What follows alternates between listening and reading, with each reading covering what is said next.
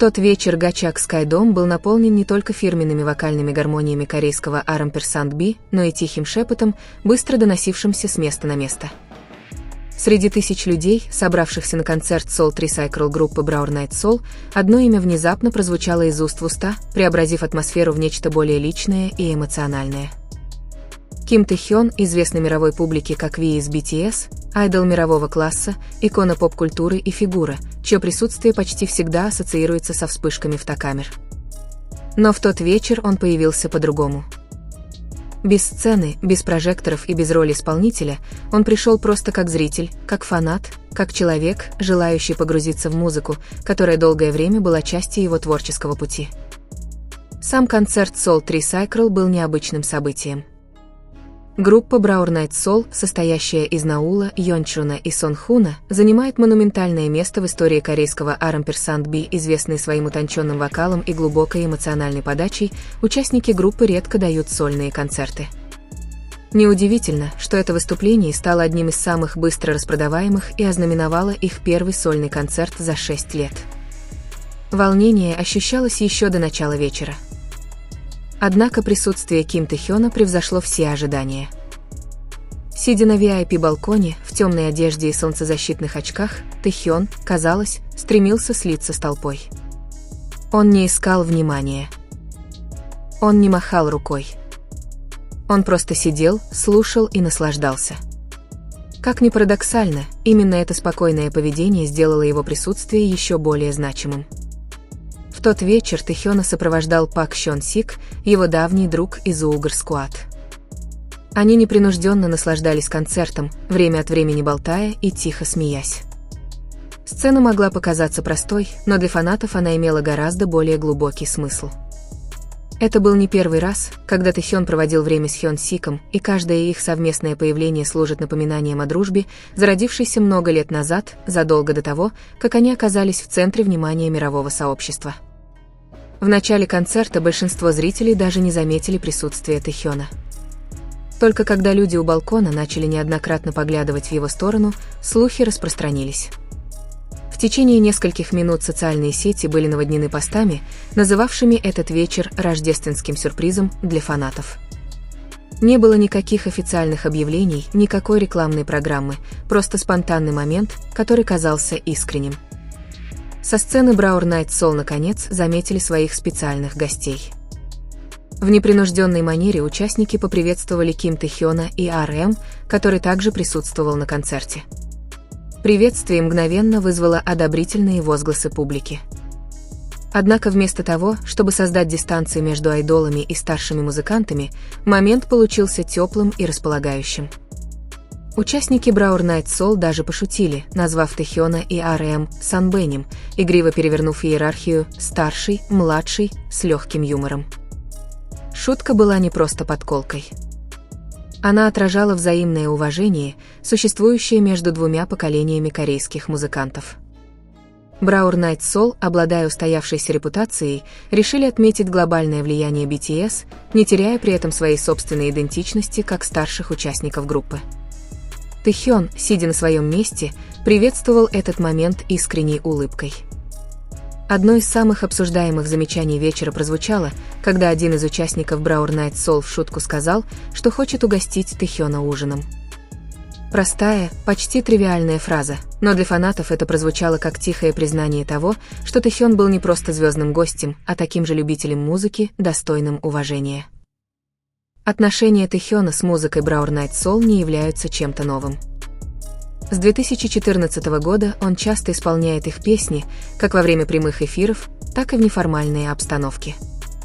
Его вокальный талант давно сформировался благодаря проникновенному R&B.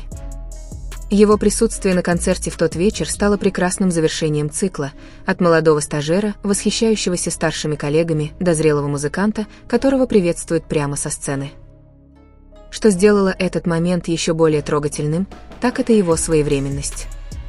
Тэ-хён и RM только что вернулись с обязательной военной службы, периода, который, естественно, ограничивает личную свободу и самовыражение.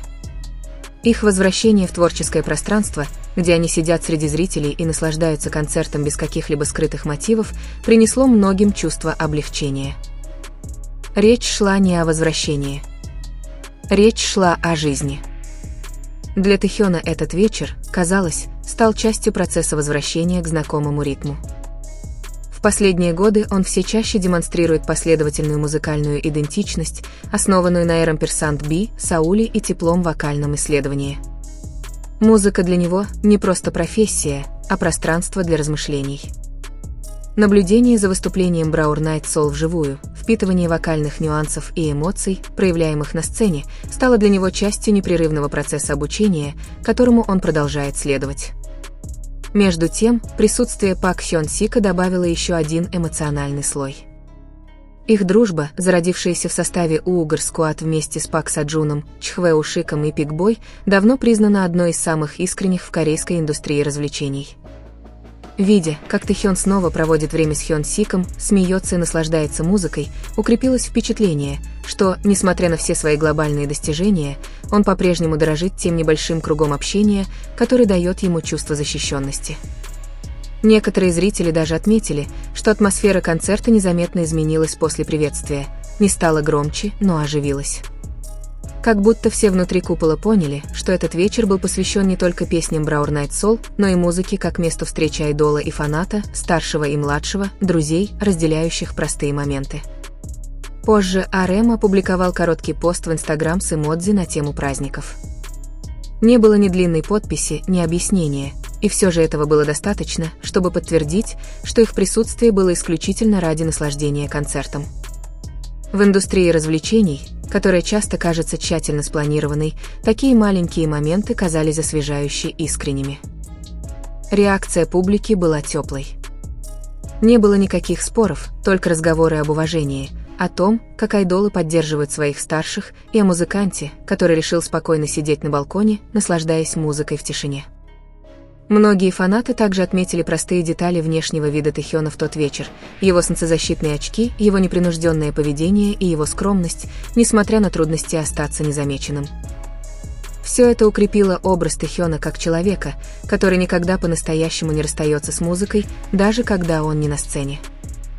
В величественном зале Гачак Скайдом именно маленькие моменты стали самыми запоминающимися.